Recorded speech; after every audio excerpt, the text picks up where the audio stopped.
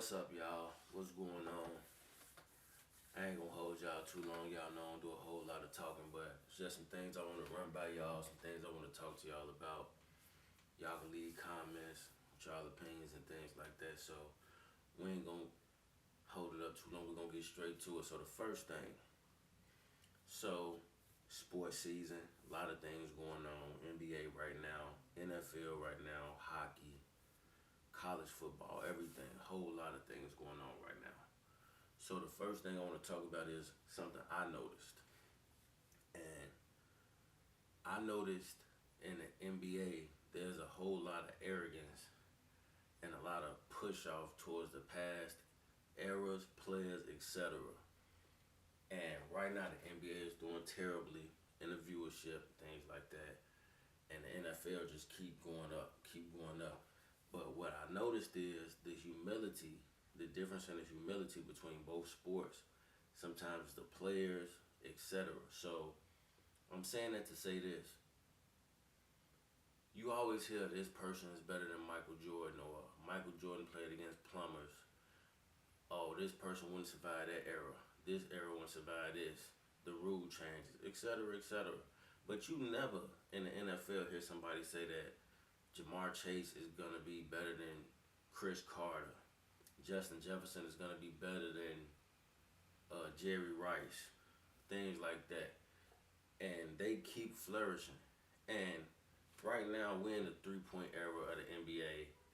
And look at some of the best players right now. You got Jokic, SGA, Giannis, Luka, and all of these guys. Some of the best players in the league.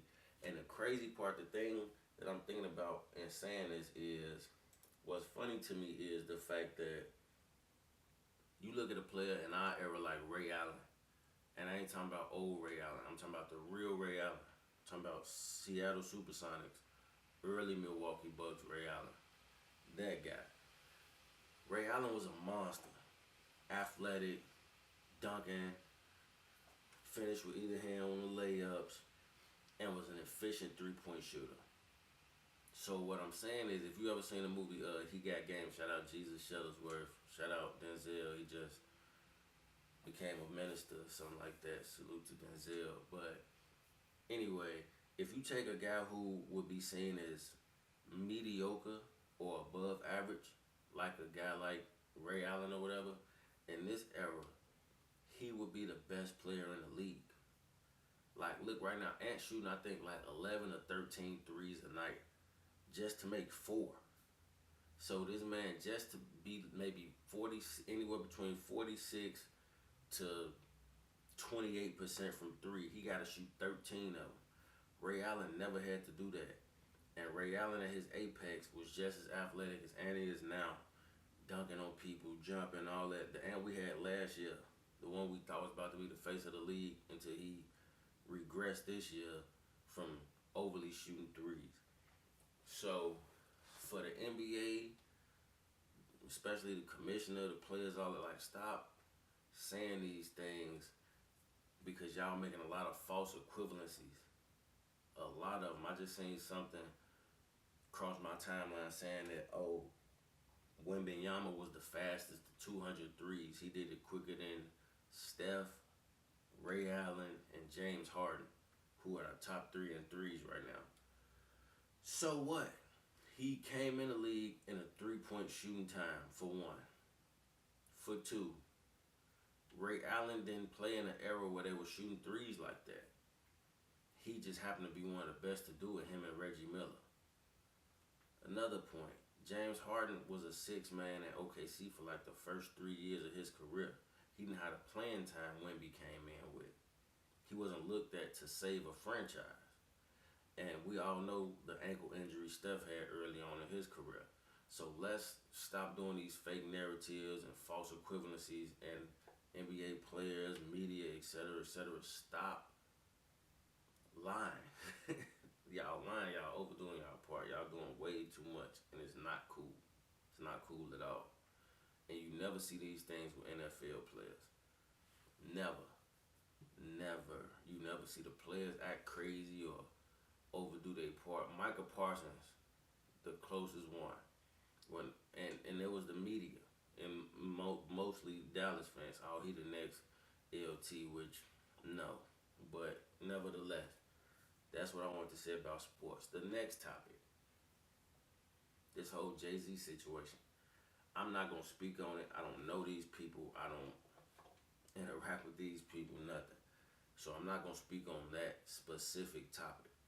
But I am gonna speak on the dynamics and things we all seen, some people did, etc., etc. So every time this situation or a situation similar appears, everybody always says, "Oh well, when we was in high school, we grew up seeing girls getting picked up in cars and trucks by guys who was 23, 24, 25, and all that."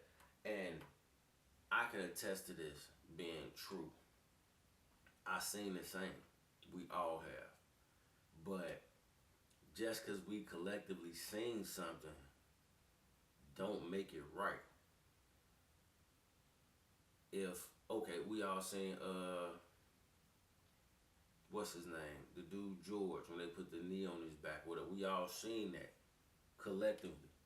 Does that mean that what they did to George Floyd, I'm sorry, I couldn't think of his name at first, does that make it right? Or that just mean we all seen it? So yeah, we all grew up seeing this, and okay, cool.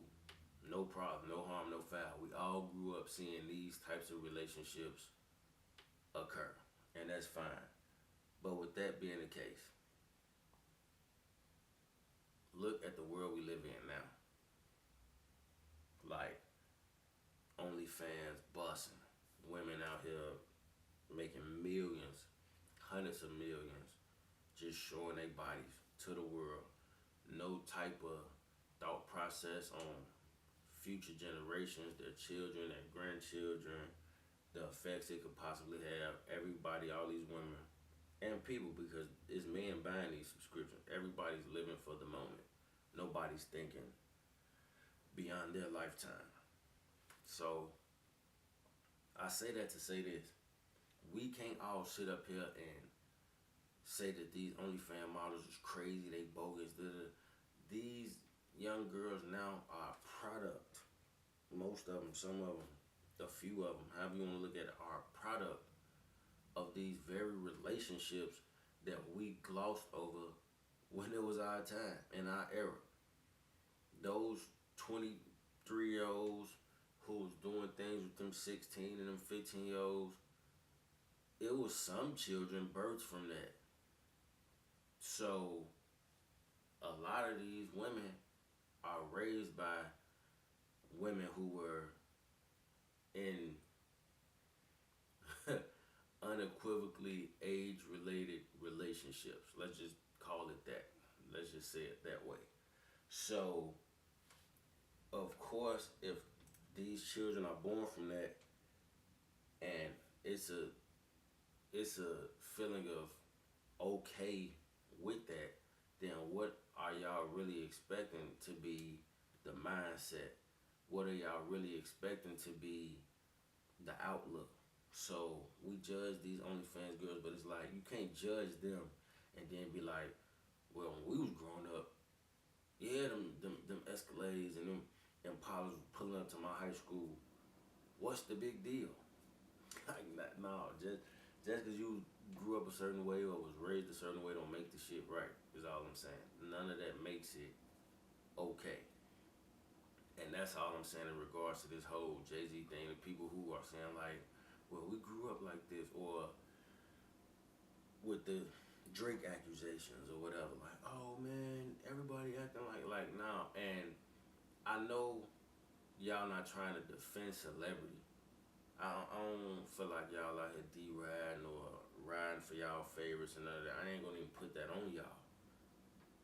But there is a sense of after effect, cause and effect, and things like that that we have to take into consideration a lot of times with a lot of things. And this happened to be one of those things. You know what I mean? So with that being the case, all I'm saying is let's stop. I don't feel like we excuse making. I don't even feel like we victim blaming, to be honest. I just feel like there's a generational miscommunication. Cause everybody like, if we grew up like this, what make it wrong now? It was wrong then. It was always wrong. I don't know why it was seen as normal back then, or why everybody glossed over it or turned a blind eye to it. Because you got young girls in our era who looked up to or were jealous of those girls who was getting picked up in them cars, thinking like, what if? But not knowing what that little girl had to do to get her hair done, her nails done, that little bag she might have wanted or whatever.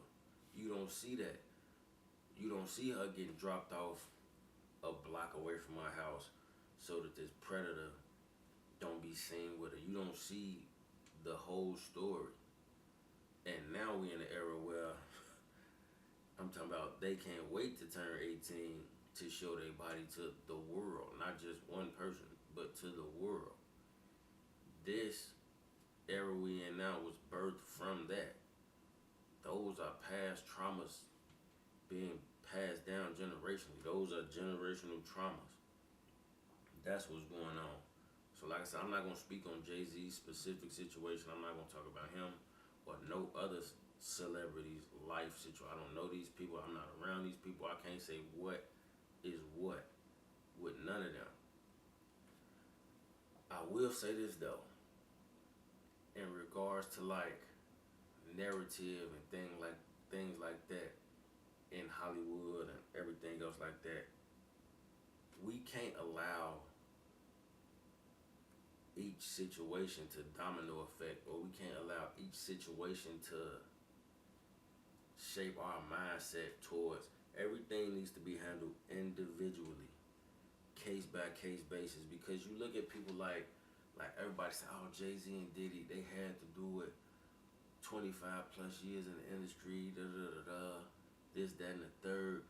And then you the reason you can look at that and potentially feel like there's some truth to it is simply because you can look at a group of guys like BMF. It was 200 of these dudes. Everybody had Lamborghinis, Rolls Royce, Maybach. Everybody had money, cars, jewelry. They throwing $250,000 in clubs, and it's like, how is it that these 200 dudes with all this money never had no cases with minors, never had no assault cases with women, but these two dudes, these two billionaires, it's unfolding that they getting all the cases, multiple cases. So that's how a lot of times people's mindset and thought process is like, if these 200 guys right here from the hood, from hoods all over the world, came together, got this money, and you not hearing nothing, how is it that these two dudes you hearing so much about and they're innocent? No way you can believe they're innocent. Like, nah, bro, we not the judge, we not the jury, we not none of that. We not none of that. And I will say that to say this though, it is ironic how these cases always come about with these celebrities. Supposedly Bill Cosby was trying to buy NBC or CBS, and then they slammed him. Diddy sued his liquor brand, just got slammed. Jay-Z made them comments at the Grammys, and he sued Bacardi and won. Now he getting tired of trying to get slammed. Like, I'm not saying turn a blind eye to, you know what I mean, signs are for the conscious minds. You pay attention to patterns and things like that. And like I said, I'm not defending these people, I don't know these people, but there is something going on. There's a lot more going on than we may want to admit or, you know what I mean, say, perhaps. So, with that, I'm done talking about that. Like I said, I don't know them people, I ain't gonna speak on them people. So, get in them comments, let me know what y'all think about that. Let me know what y'all think about the sports situation, everything I just talked about with y'all. Like I said, I ain't gonna keep y'all long. Just had a few things on my mind that I wanted to get to the people and get some feedback from. So, salute.